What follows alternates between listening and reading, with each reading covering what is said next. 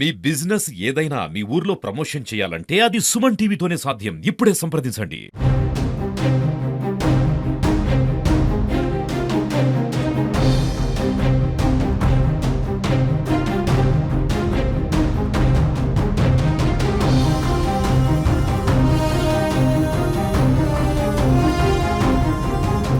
ఒరిస్సా నుండి తిమ్మాపూర్‌కు గంజాయి తీసుకువచ్చి అమ్ముతున్నటువంటి ముగ్గురు యువకులు గూడా ఎల్ఎండి పోలీసులైతే గత 3 రోజుల క్రితమైతే అరెస్ట్ అయితే చేయడం జరిగింది. ఇక్కడ పోలీసులు చెప్తున్న ప్రకారం అయితే గూడా ముగ్గురు గూడా వారు యువకులే. వాళ్ళు వేములవాడకు సంబంధించినటువంటి యువకులుగా గూడా పోలీసులైతే తెలుపుతున్నారు. ముగ్గురు గూడా 19 సంవత్సరాల వారు వేములవాడకు సంబంధించినటువంటి పలు గ్రామాల్లో ఉన్నటువంటి ముగ్గురు స్నేహితులు ఒరిస్సాకు వెళ్లి ఒరిస్సాలోని ఒక ప్రాంతంలో తక్కువ ధరకు గంజాయిని తీసుకొచ్చి ఇక్కడ తిమ్మాపూర్ గాని కరీంనగర్ ప్రాంతాల్లోనైతే మాత్రం ఇక్కడ వారు గంజాయిని విక్రయిస్తున్నారు. ఎల్ఎండి పోలీసులకు వచ్చినటువంటి విశ్వసనీయ సమాచారం ప్రకారం అయితే వారిని ముగ్గురిని కూడా అదుపులోకి తీసుకుని వాళ్ళు కేటీఎం బైక్ పై అయితే ఒరిస్సాకి అయితే వెళ్ళింది. ఒరిస్సాకు నుంచి తీసుకొచ్చినటువంటి గంజాయిని ఇక్కడ విక్రయిస్తున్న తరుణంలో అయితే వారు పోలీసులు అయితే వారు అరెస్ట్ చేయడం అయితే జరిగింది. అంటే దాదాపుగా 5 కిలోల గంజాయిని వారు కేటీఎం బైక్ పైనే ముగ్గురు యువకులు వెళ్లి అక్కడ ఒరిస్సా పోలీసుల కళ్ళుగప్పి తెలంగాణలోకి అయితే తీసుకురావడం జరిగింది. దాదాపుగా ఈ నిందితులను అయితే అరెస్ట్ చేసి రిమాండ్ కు పంపిస్తున్నట్టుగా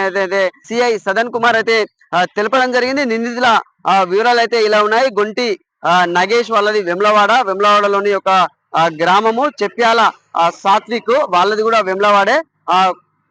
భరత్ ముగ్గురు యువకులు కూడా అంటే తాగుడుకు బానిసై వ్యసనాలకు బానిసై కూడా డబ్బులు లేకపోవడంతో అంటే డబ్బులు తొందరగా సంపాదించాలనే అత్యాశతో కూడా ఈ గంజాయి అమ్మకాన్ని చేస్తున్నట్టుగానైతే పోలీసులు అయితే మీడియా సమావేశం పెట్టి అయితే తెలపడం జరిగింది. ప్రధానంగా ఇప్పుడు వీళ్ళు ఒరిస్సాకు వెళ్ళి ఒరిస్సా నుంచి ఇక్కడ తెలంగాణలోని ఇప్పుడు కరీంనగర్ జిల్లా కొత్తపల్లి కానీ ఇప్పుడు తిమ్మాపూర్ కానీ ఇతర ప్రాంతాల్లో కూడా ఈ గంజాయిని విక్రయిస్తున్నారు. పోలీసులు వాహనాలు తనిఖీ చేస్తున్నా కూడా వీళ్ళు దొరకడం జరిగింది. వీళ్ళ దగ్గర దాదాపుగా 5 కిలోల గంజాయిని, సెల్ ఫోన్ మరియు బైక్ ని అయితే పోలీసులు అయితే స్వాధీనం చేసుకున్నారంటే పోలీసులు అయితే చెప్తున్నారంటే చెడు అలవాట్లకు వ్యసనాలకు అలవాటు పడి కూడా మంచి జీవితాలను కూడా యువత ఖరాబ్ చేసుకోవద్దు, మంచిగా ఉండాలని చెప్పి కూడా పోలీసులు అయితే చెప్తున్న పరిస్థితి. వీళ్ళను అరెస్ట్ చేసి వీళ్ళనైతే రిమాండ్ కి అయితే పంపించడం జరిగింది. అంటే ఈ విషయంలో చాకచక్యంగా వ్యవహరించినటువంటి ఎల్ఎండి పోలీసులను అయితే సిఐ సదన్ కుమార్ అయితే అభినందించడం జరిగింది. అంటే వారికి అంటే ప్రధానంగా సిఐ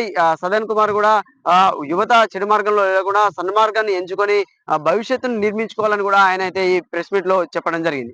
పరిధిలోని కొత్తపల్లి క్రాస్ వద్ద వాహనాలు తనిఖీ చేస్తుండగా ఒక ముగ్గురు వ్యక్తులు అనుమానంగా కనబడి వాళ్ళు పారిపోయే ప్రయత్నం చేస్తే ఎస్ఐ గారు సిబ్బంది వాళ్ళని పట్టుకోవడం జరిగింది.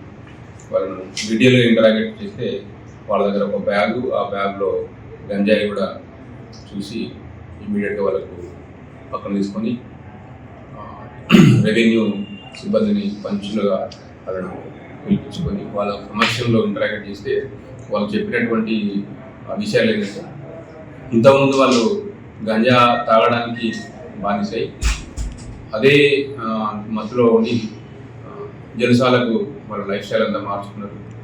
పని చేయకుండా డబ్బులు ఎట్లా సంపాదించడం ఉద్దేశంతో తక్కువ చీప్ రేట్కి ఇక్కడ దొరుకుతుంది అనుకుని వాళ్ళు తెలిసిన వాళ్ళ ద్వారా అనుకొని వాళ్ళు ఒరిస్సా వెళ్ళడం జరిగింది. 4 days బ్యాక్ ముగ్గురు ఒకటే బైక్ మీద కేటీఎం బైక్ మీద ఒరిస్సాకి వెళ్ళి అక్కడ ఒక వ్యక్తి మీద దగ్గర నుంచి 5,000 చెల్లించి 5 కేజీల గంజాయి తీసుకోవడం జరిగింది.